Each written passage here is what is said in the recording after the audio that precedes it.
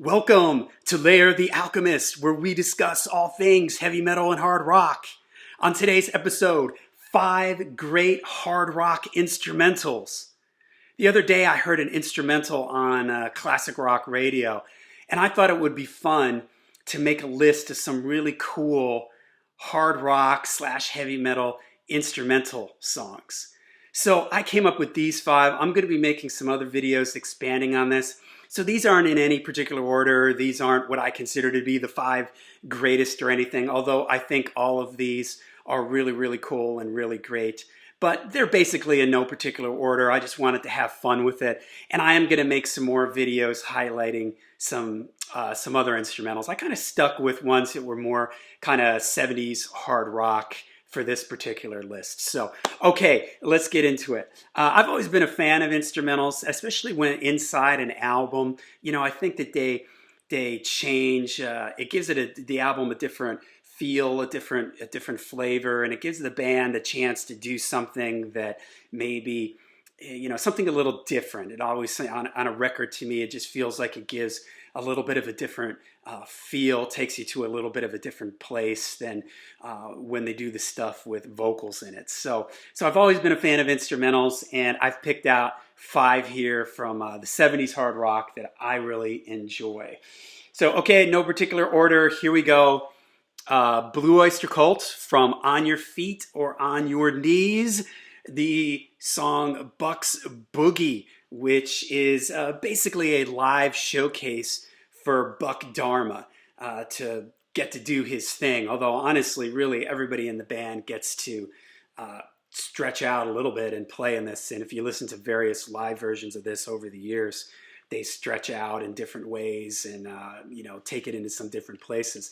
But the version on here is just great. And at this point in time, there was no studio version of this. They made a studio version of it much later, but it really only existed in the live format, which is something that I think is really cool. I've mentioned on my Legendary Live videos that I really dig it when a band puts something on the live album that maybe is not on a studio record or hasn't come out yet on a studio record, or when they take studio tracks and do something different with it. So I love this live record. I love Buck Dharma.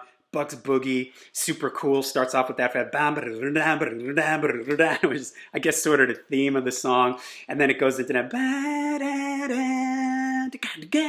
and it is kind of like a boogie, kind of like a demented Blue Oyster Cult style boogie, if you want. There's a cool spot in the middle where the keys play for a little bit, and then Buck trades off with them, and there's a spot even with the drums where the drums get to do their thing, and then it kind of comes back into the main theme again. So it's just a cool song. It keeps chugging along. It moves into all these different kind of little sections, key changes, and different little melodies popping in and out, and a great showcase for Buck, who's a fantastic, underrated guitar player, such a melodic player. He almost has a jazzy sense to his style sometimes, and I think that kind of comes through on this. He's a blues-based guitar player, but he sort of takes it and he does something different with it. So there you go, from On Your Feet or On Your Knees, Blue Oyster Cult, Buck's Boogie.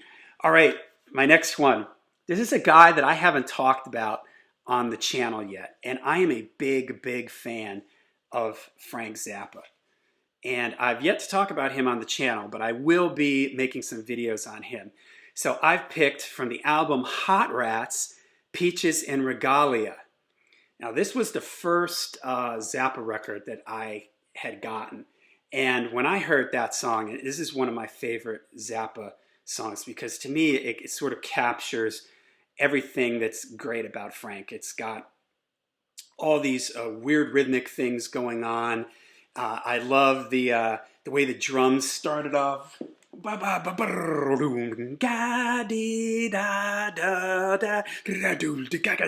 all those great drums and the melodies in it. I especially love the part that goes da da da da da ba da ba ba da da da da da da da. It's just great the way it modulates, and there's all these like quirky little things kind of weaving in and out, and melodies kind of going in and out each other. Cool percussion stuff going on in the background, and I was surprised. I guess I never really. This album is sort of like at this point, Frank.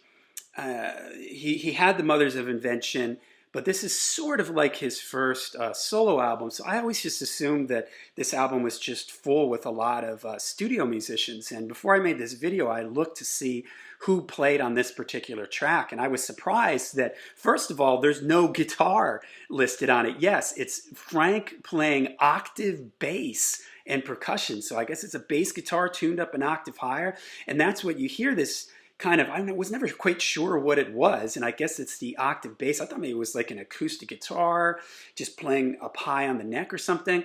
But I guess it's the octave bass. And then you have Ian Underwood, who's a multi-instrumentalist playing keyboards, flute, sax, clarinet. Shuggy Otis on bass. The bass lines in this is so cool, man. There's all these like kind of grooving, busy bass lines going underneath a lot of this. And Ron Salico on drums. So just a really cool kind of fusion rock, these quirky Zappa melodies. Is it the most popular Frank Zappa song? I don't know. People probably say Don't Eat the Yellow Snow, Bobby Brown Goes Down, stuff like this. But this is definitely up there. This is a very recognizable Zappa, number. I saw a video of his son Dweezil doing this, and it just sounded great. They basically played it note for note, and it sounded fantastic. So just a super cool song. Love it. Love what Frank does with melodies and the way everything is moving around. It's like a classical fusion thing happening. So... okay, for my next one, this is number 3 from Led Zeppelin II. Is it the most famous drum solo of all time? John Bonham, Moby Dick. Yeah, maybe it is one of the most famous drum songs of all time. The beginning of it is just iconic, legendary. It's Bonham at his best, man. That kind of, he's heavy, but he still swings, and the whole thing just has this swing to it. That guitar riff is super cool, and even though it's just kind of a straight ahead blues thing, it's just drive and it really rocks when the whole thing hits boom, and he goes into the drum. I've heard that so many times that I could probably sing the whole drum solo to you. And if you've ever seen Zeppelin live, like in The Song Remains the Same, Bonham took this and just went out of the planet with it and would really stretch out on this. Totally awesome. But here, the whole thing is so cool. He does this classic like triplet things and all the fast drum stuff. And then when it comes back in at the end, crack, boom, ba ba da da da da, back into that riff. And he has all those big drum fills and everything. Oh, it's just great, man. Bonham, he is my favorite hard rock drummer of all time. And Moby Dick, so cool. You know it just right from the first like drum fill leading into the song. It's just awesome. Okay, now here's an instrumental that you actually hear quite a bit on classic rock radio. And this is the one that inspired me to make this video. And it is from Rush's Moving Pictures, YYZ. Rush, the thinking man's hard rock band. And if I remember correctly, the symbol thing that he's playing at the beginning is like Morse code for YYZ, which was an airport or something in Canada. So it's just, yeah, leave it to Rush to base a song off of Morse code. But this is fantastic. I mean, that opening riff there, ba ba ba ba da da da da da da ba da da da da da. And then it goes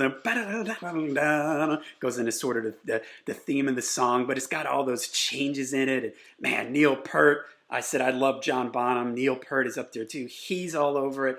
Getty's all over it. Alex is all over it. They all get to show off in this song, but there's melodies in it, so it keeps you engaged. And I love the way it ends.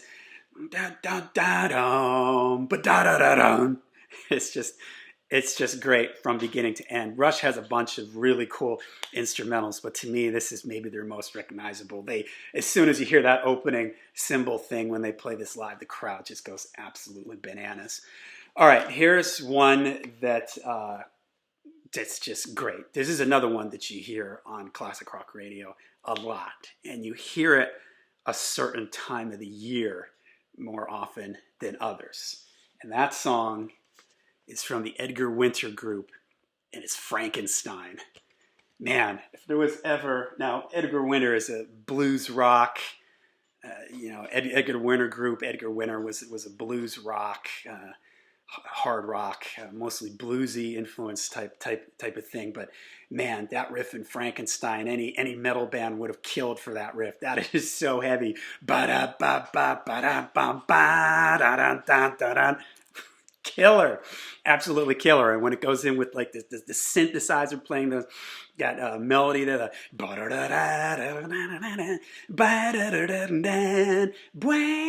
and it keeps like does little changes with the little breaks, and then the coolest part in the song is where it all breaks down, and it's like the weird keyboard sounds and all those noises and stuff going on, and all the percussion stuff going on, and the way the song just sort of gets all sort of chaotic for a second, and then it builds back up again and cranks into that awesome riff, man. That Frankenstein riff, it's one of my favorite riffs of all time. And whenever that comes on the radio, man, I just crank it up because it is so cool. Such a cool song with all the percussion going on and the keyboard melodies and everything, and the way it's just so driving, and it's just so cool, man. Absolutely awesome. That's why I put it here as the number one for this particular group, because I love it. Okay, like I said, these aren't what I consider to be the greatest instrumental songs of all time. I think these are all absolutely great. I'm really not ranking them. I'm just throwing them out there as they come to me.